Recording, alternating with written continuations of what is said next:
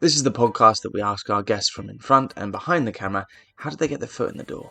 What was the key to unlocking their success?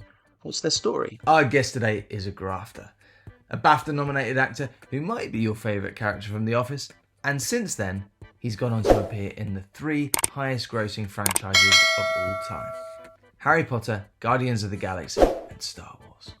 We chat about why Robbert Eggers doesn't rate The Witch, losing control in front of Spielberg, living the dream on set with the Coen Brothers, where he gets his iconic voice, and becoming a Marvel villain. Our guest today is actor Ralph Ineson. First of all, I'm a big fan, man, so thank you for taking the time. You've had an incredible career, 160 credits on IMDb, which IMDb, you never know how kind of accurate that is, but I was like really glad to see that you've been cast in this and it is a really big part. And I was like, this is wicked, because you're like a actor that's been around since the 90s, you've been grafting, getting smaller parts, bigger parts, and just to see that growth of your career, is it mad to look back now and think, yeah, I'm the bad guy in a Marvel movie now? It is a little bit, because, I've been doing it 33 years and it's, things moved relatively slowly for the first kind of 20 years. This last 10 years, I've been doing more American work and more film work. Things have started very, very quickly. So, or it feels very quickly to me, even though it's over 10 years. So, what I'm now the bad guy in a Marvel. That's incredibly exciting, but it doesn't feel that long ago that I wasn't working in this kind of field. Well, in terms of, Marvel, Fantastic Four, it's a whole world that's been around for many years. There's been different iterations of films and there's been cartoons, comic books. Is it something you were familiar with, or did you kind of dive in once you got the part? Bit of both. I remember them from when I was a kid. My son's 25. I've been through all the films as the various iterations of this century with him as a kid, and bought all the toys and all that kind of thing. So I knew about it, but when I was told that I was going to meet Matt to chat about the Fantastic Four, about 5 days before, my son sent me down and gave me a proper boot camp. And then when I got the part, another month, like really teaching me all the ins and outs. That's really handy. Yeah, handy to have that source. Very handy. That's brilliant. I'd love to ask as well, we kind of touched on it there, like, the start of your career being in the 90s and, kind of the grafting side of it at the beginning. And the fact you said the first 20 years was, it was stop, start, hard, smaller parts, and it's only in the last 10 years. That gives me hope. I'm sure it gives a lot of actors hope that, just to keep going. Yeah. Do you have any advice for fellow actors that are sort of starting out and trying to get those first few jobs? I always thought when I started, I came into business with zero expectations. I didn't go to drama school or anything like that. I kind of fell into it whilst I was a teacher a few years after studying theatre at university. So I was always kind of in and around it, but never really fell into it. So I never really had much expectations. So I didn't have a lot of expectations. I just did the work in front of me as honestly as I could and as well as I could, hoping that I'd get some paid work in my first year. And I just took it year by year. And I've always kind of had that attitude. I love the business. I love making films. I love making television. I'm not particularly prolific in the theatre anymore because I prefer to make something new every day. That's what I love about film and TV. It's just be honest and honest, work hard, and listen. It's the most important thing with acting. Acting's all about listening. Being an actor is about all sorts of things. It's about keeping yourself sane, finding healthy things to do with your mind when you're not working. That's as important as anything else to any actor. It's like, you could be going to the gym, you could be running, or you could be sat in the pub. There's very different outcomes with those three things. Yeah. You know what I mean? So keeping yourself mentally healthy is probably the most important thing, I'd say, after 33 years in the business. Yeah, of course. You've survived and you're doing so well now. I love film and sit down and watch movies. The only thing about being an actor and then watching films is that you're seeing all the other actors that are working, especially if you're watching new films. And that can be quite a tricky thing. You're like, I need to find another hobby, because otherwise I'm just looking at the guys and girls that are getting the jobs. Yeah. Do you have any sort of hobbies that help you? Do you write maybe, or play golf, or things that take your mind off? I've always been very much a dog person. I only actually own one dog at the moment, but I work with a lot of dogs, and I've always had dogs. So yeah, they're kind of my outlet, I think. So like walking and taking them out. Yeah, and sport as well. I like watching sport. I don't play much anymore. But yeah, stuff like that. So you mentioned there that you didn't go to drama school and starting, but where did that love of performance come from? Was it an influence from your parents, or were you a kid when you kind of got invested in it? I'm not sure. I think I always was. I was an only child, and I was quite a lonely child, quite an imaginative child. I think it kind of comes from that, really. You know, I went to school which didn't do drama as a subject or anything, and there were plays that were put on each year, so I always tried to get involved in those. But it wasn't somewhere that really encouraged that kind of thing. So it wasn't until I kind of went away to university that I was studying theatre studies and, you know, doing rehearsals and workshops and really enjoyed it. So I started to think about it then, but was never really encouraged to think that there was any way of making a living out of being a professional actor. So it never really crossed my mind until I worked with Robson Green. Yeah. In '92, he was the only professional actor playing, and he was playing Jesus in a thing called the Mystery Cycle. They've done it every year, every 4 years since the Middle Ages in York. Used to be on wagons going around the town. This year it was in the Theatre Royal, and Robson was playing Jesus. And we kind of got on well. I was about 23 at the time. I was a teacher. And he basically said to me, he said, you're good at this, you like this. You don't see yourself as being a teacher the rest of life, do you? And I said, no, I didn't. And so he persuaded me to just have a go. So I jacked my job and moved to London like Dick Whittington. Wow. And I got a job in First Night with Richard Gere and Sean Connery. Because I could horse ride, like within about 6 or 8 months of giving up teaching. So it was one of those really fluky things. You know? All the other actors are kind of going, "What? So you didn't go to drama school? Just walked in." Yeah. So you could ride a horse, because that's one of the ones that a lot of actors lie about, and then they get on set and they're like, "Oh my God, I've got to try and." It's the most beautiful thing. Because you go to there's a guy called Gerard Napruce. And his family, they run a thing called the Devil's Horseman, and they do the horses for most, like Game of Thrones. They worked on that film, that First Night, and I worked with them in '94 or whatever. And they have a ranch up near Milton Keynes, and you go from King's Cross, or by train, you get picked up by Gerard in the van, and you go to go for your riding tests. It's the funniest thing that's happened to me twice. I've gone and I've had for insurance, you have to go to prove that you can ride.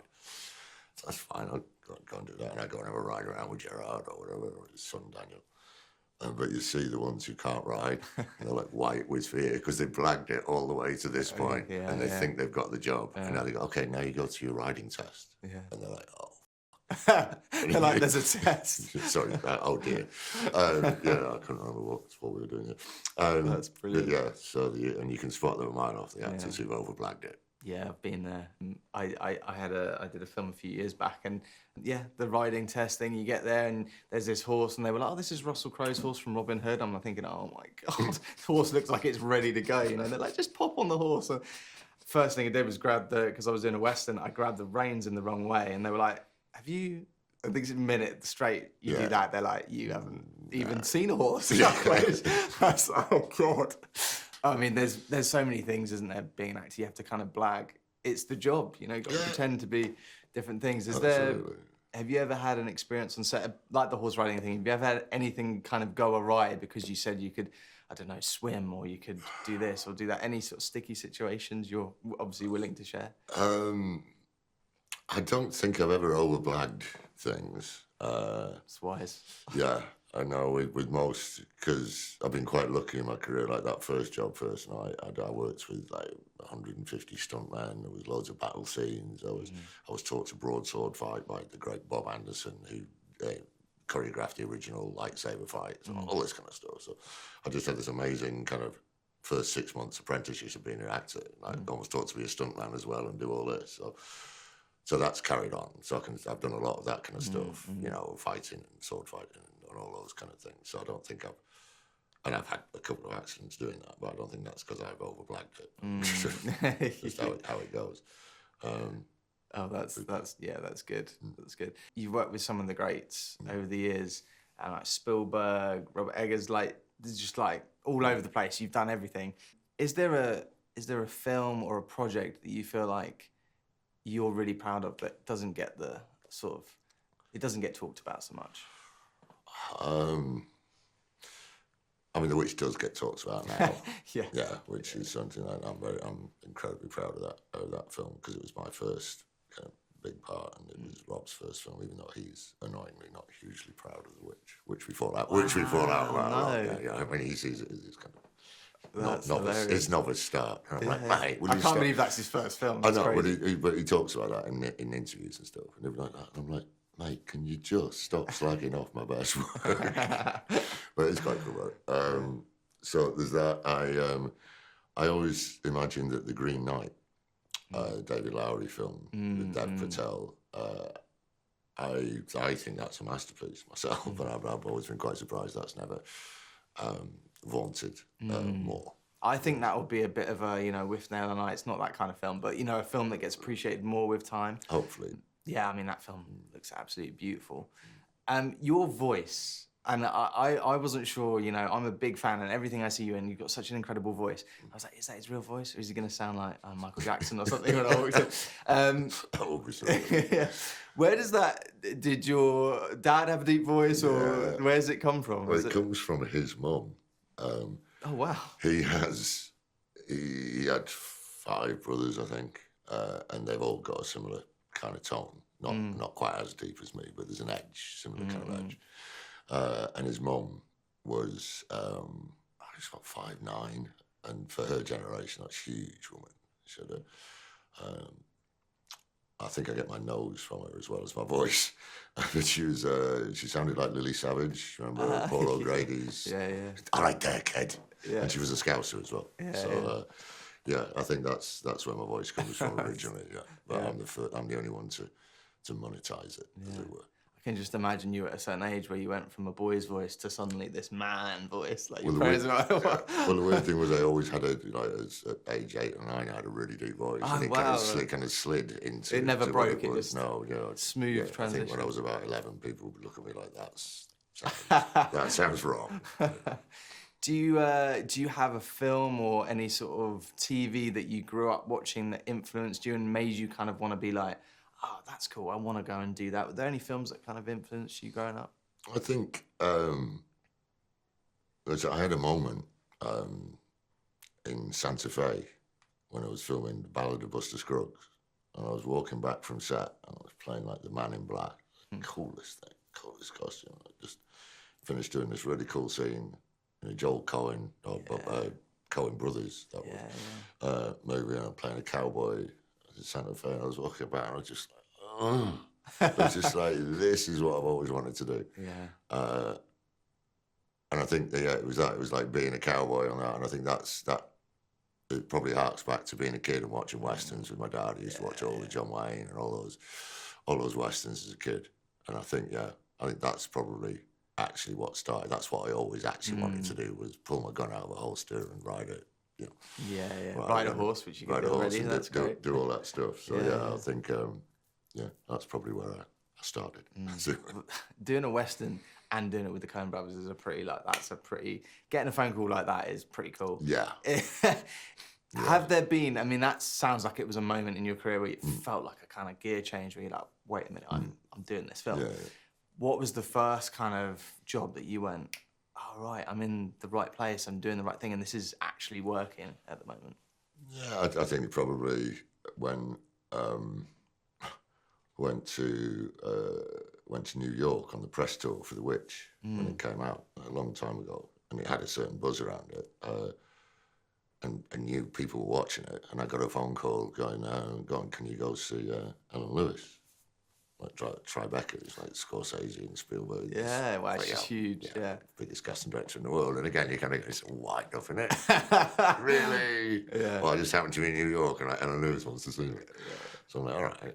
So I got down, and genuinely kind of goes, so Stevie's got a part for you. Wow. And I'm like, so yeah, I sat there, and Ellen Lewis kind of going, well, Stevie would like you to play this. Is that okay? You kind of go, I thought, well, yeah, I'm obviously on the right track at that point. Holy, Yeah. Moments like that is obviously a huge opportunity, amazing thing, but is it a little bit pants moment when you get on set and you've got to then, or are you just in character, it's kind of, you're ready? I think, no, especially with him, he's the most starstruck I think I've ever been with a human being. The two of us there, me and my partner, and we're doing it, and he'd come in and give you notes, and your brain would just be going, "Oh my God, that's Steven Spielberg speaking to me," and he'd walk away.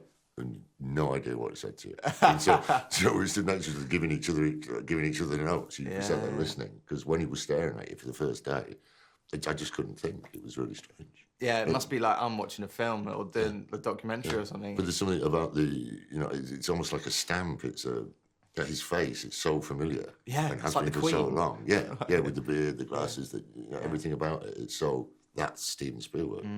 And yeah, for the first morning of filming, it was like I can't concentrate, I can't do my job because I'm just going. Oh. So that's the first time it's ever happened to me, and that was after 20 odd years of doing it. Yeah. Like, wow. That's great. I love that your example of that is with a director, not a kind of a famous actor or whatever. That's Steven Spielberg is probably the most famous director on the planet. Yeah. It's pretty good going. Now for a quick break. We'll be back to the episode shortly. If you enjoyed this episode and want to support us, get early access and exclusive content and episodes, click to join our YouTube channel and become a member now. Please leave us a positive rating. Add us on Instagram, Twitter, TikTok at Life in Film Pod. Essentially, please like and subscribe everything. It makes a huge difference. Thank you. Life in Film has partnered with Betterhelp to provide you with access to the largest online therapy service in the world. And it can all be done from the comfort of your own home, from a phone, tablet or laptop. No commute, cutting down travel costs, and most importantly, it's affordable.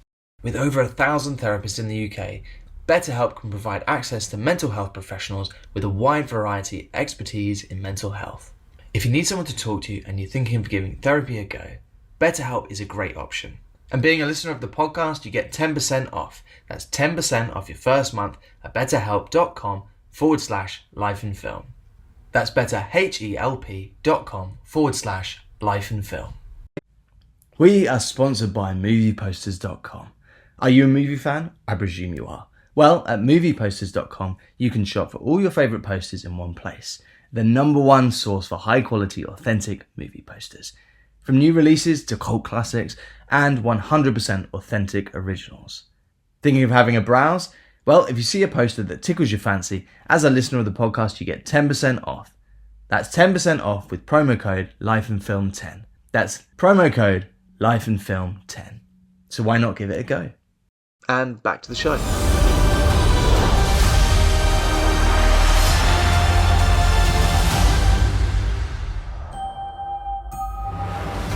You are the big bad in this character. He's basically the Thanos of this film. What is it like to play such a powerful character? It was great fun to play. I really enjoyed the bizarre challenge of trying to find a way into playing something like that. Really enjoyed it. And also, got to. It's almost like being a Formula One driver. Playing a character like this or bringing it to life, because you've got a whole army of people around you to make sure that you can perform in that costume and all that. So you've got 5 or 6 people cooling you down and getting stuff off and on in between things. So it's the actual practicality of making it is hard work. Those long days getting in and out of those costumes. I'd say the hard work and the interesting work is almost done in the months before you go on set, where you kind of find a character and give yourself something that you can hold on to whilst you're trying not to sweat and carrying those costumes around during the days that you're actually bringing it onto camera. It must be tricky because we can't give any spoilers. I've seen 20 minutes of the film. I don't know if you've seen the whole film yet. So we're kind of talking about something that we can't really talk too much about, but at the same time, it's a comic book character. But in terms of, you mentioned a costume there, so you've confirmed that he's wearing a costume. Is your character a CGI character, or are you a physical? No, he's a physical guy. I'd say it broke down as 2/3 of my days were in the suit, and 1/3 in the motion capture studio. Yeah, something yeah. like that. So yeah, I think Matt very much wanted to put an actor in a suit and find out how, like you said, how you film that to make him look the size. But yeah, he didn't want it to be just a CGI character. And bizarrely, it never really crossed my mind. Obviously, I'm an actor, and I just assumed that it would be an actor in a suit. But apparently nobody did, because all the reaction was, oh yeah, Ralph Ineson's voicing Galactus. And something.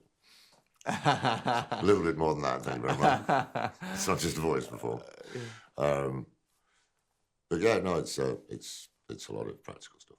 How did you get involved with the project? Was it kind of the usual audition process, or how did it come about? It was very surreal because of the scale of the production. You know, the level of actor that I am, or whatever. I would usually have to, go through a lot of stages of testing, doing self-tapes, and then screen tests, all this to get most characters, especially something of this scale. So I got an invitation to go meet Matt, the director, on a Sunday morning for coffee in Richmond, and I thought it was a quiet chat about how he's going to audition me. And he wants me to play this part, but the studio aren't that interested, whatever. But if you do it like this, maybe we'll sort it out. And it wasn't that at all. He kind of sat down, we were having a coffee, and he's talking about my part, and then you playing it, and I was, wow. And I had to kind of stop him halfway through and go, hang on. And he went, if it's, I'm sure we can sort something out. But I was kind of almost offered the part of Galactus. Wow. On a Sunday morning in Richmond. Sounds lovely. Sun shining. But I kind of went back to the car and rang my wife, and I went, got a feeling I might just be offered it. And, yeah. So it was, it's great from my point of view. Yeah, easy. Well, that's nice to hear, because I mean, I'm an actor myself. Auditioning is one of the hardest bits, and it's the start of getting any job. Most embarrassing moments, We've all gone through horrendous audition moments. Do you have any early on audition stories that you're willing to partake? I mean, tell us about, because they are sometimes Yeah, awful. mean, when I finally got a voiceover agent and could ring my acting agent and go, I am never doing a commercial audition again, that was one of the best days of my life, because they are hell. Yeah, audition. Yeah, I mean, it's been done amazingly on various comedy sketches before, but you can't overwrite how stupid some of those ones are. I'm not going to, because you'll have heard a million funnier, better ones. So there's a whole mound of them. The one on YouTube with the guy. Is it the one where he's like, no, just leave the ground, levitate? Yeah, I can't remember. They get attacked by the eagle from above and all It is so true, though. The things you get asked to do is just mental. Yeah. A friend of mine, he had an audition. It was a commercial, and he decided. I think sometimes when the adrenaline gets you, and they go like, "Can you do gymnastics? Have you got any sort of?" And he's like, "Yeah." He just decided to commit to doing his first backflip. And just landed on his head, and I was like, "Wow, you really you just went for it, man." And you know what? Sometimes that works. Sometimes Performance energy is really not that powerful, is it? It's not going to save your life. No. If you enjoyed this episode and you want to support us, get early access and exclusive content, all ad-free, click and join the Life in Film YouTube channel and become a member now. Thank you to our guest Ralph. Thank you, Louisa and the team at DDA. And as always, thank you to our sponsors, movieposters.com and Betterhelp.